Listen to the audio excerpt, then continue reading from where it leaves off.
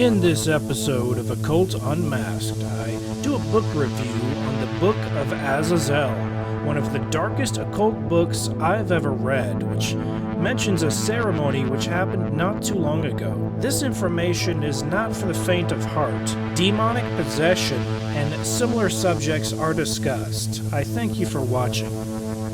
Thank you for watching. I'm John Razimus. In this episode of Occult Unmasked, I'm going to review The Book of Azazel by E.A. Koetting. I read this book, and this video is the review of that book. This is the first edition, which has secret hidden sigils among the regular sigils. This is, I would say, by far the darkest E.A. Koetting book I've ever read. So for those who say E.A. Koetting only focuses on Occultism 101 for beginners, that's not the case with this book. There is a ceremony described in this book, and there are eyewitnesses to this ceremony. Other than E.A. Koetting, Nate Bales, I believe, said he was there, and a few others, and then some people were invited discreetly into the basement of a building. They performed a ritual which E.A. Koetting calls the Gatekeeper Ritual, in which basically the gates of hell are opened up by the evocation of 4 gatekeepers, namely Belial, Amaimon, Abaddon, and Azazel. So that was the Book of Azazel. Very dark book, very crazy stuff. If you don't believe in that type of stuff. But even if you do believe in it, it's still phenomenally abstract to get a hold of what happened. E.A. Koetting says he has a method for overcoming extremely paranormal demonic encounters. And that method involves eating a sandwich or eating some pizza, doing something mundane and normal, and it gets him into the mindset of everything's okay, everything's gonna be alright. That was that, now I'm just eating a sandwich. I understand, I actually fully understand that position, because I've had some extremely paranormal, extremely supernatural things happen to me, and then I would go to Taco Bell, and the things didn't follow me to Taco Bell. Once you're eating a good taco, you know, for a few seconds of your life, you forget these dark, deep things that do exist. In my personal opinion, the Book of Azazel is authentic evidence, not the type of evidence you would see in a court of law, but the fact that the book exists. There are people that eyewitnessed things that happened in this book, and people will say there is some entertainment in this book. It's well written, and it is entertaining, but it's not the type of entertainment you see in Hollywood. It's the type of entertainment you enjoy if you're a fan of occult books with secret knowledge. E.A. said he was possessed by the demon king Azazel, which is mentioned in the Bible and other places. Azazel is not a demon you want to mess with. So E.A. seems to purposely go after the strongest demons he can find and make pacts with them. I personally don't recommend that in any way, shape, or form, but you can learn from the mistakes of others. I can learn from this book. A message some people will get from this book is, cool, I want to meet Azazel, I want to gain powers and this and that. My personal take is, that's interesting. The way a demon thinks, the way a demon works through a human is interesting. Information, as an anti-occultist, yet occult researcher, I can use that information. It does help me in the avenues of information I want to pursue. Information is information. There's even a comment couple weeks ago, someone said, oh, you're going to hell for reading a book like that. No one is going to go to hell for reading a book like this. As a matter of fact, I would say the exact opposite. The message I got from this book is, don't make pacts with demons, don't mess with them. Demons lie. The demon in this book, Azazel, told E.A. Koetting that he would possess his wife for a short period of time. And that demon lied, and he continued to possess his wife and claimed the pact was forever, for infinity. And they got divorced, supposedly because Azazel, the demon, didn't want to leave the body of his wife, and E.A. made a comment that when his wife was his wife, she's just a regular person. But when she was Azazel, it was obvious. When she spoke as Azazel, it was obvious. It was probably not as dramatic as a horror movie. This stuff could be confused as an H.P. Lovecraft novel, even though I would say H.P. Lovecraft was inspired by demonic dreams. People could say this is simply horror fiction, but I don't think so. I think this is the real deal. This is actual proof to a certain extent. If you are an intuitive person like myself and you read something like this, you can get a chill down your spine like, whoa, that happened, that's real. Then again, you can't always trust the chill down your spine, but most definitely, as I read this book, I did feel a presence read it with me.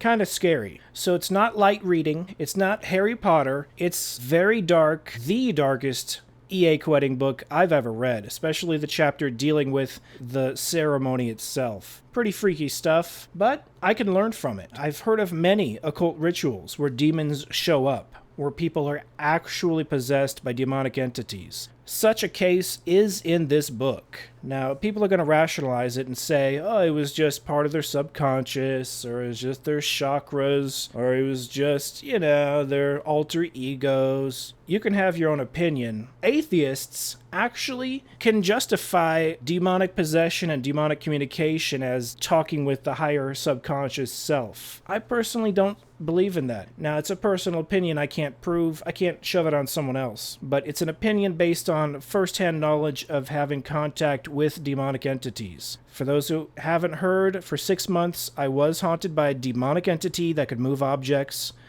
A fully poltergeist-abled demon could move objects in my room 182 days straight.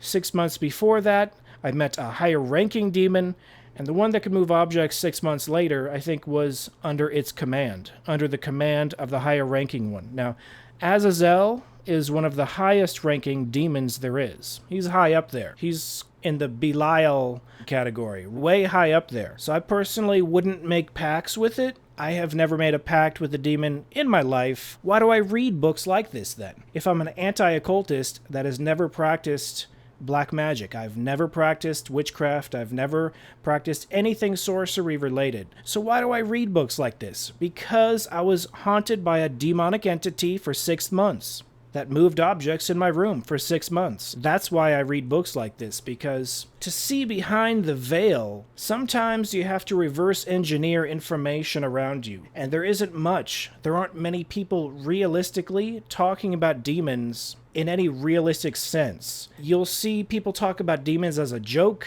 E.A. Koetting doesn't do that. He bluntly says what it is, yet E.A. Koetting has associates that consider themselves atheist. So his associates are going to see it as a subconscious thing. I don't know EA's personal take on it, although I do know that he has mentioned that some demons are independent of human intelligence and have been around longer than humans have ever been around. And with that, I do agree with him.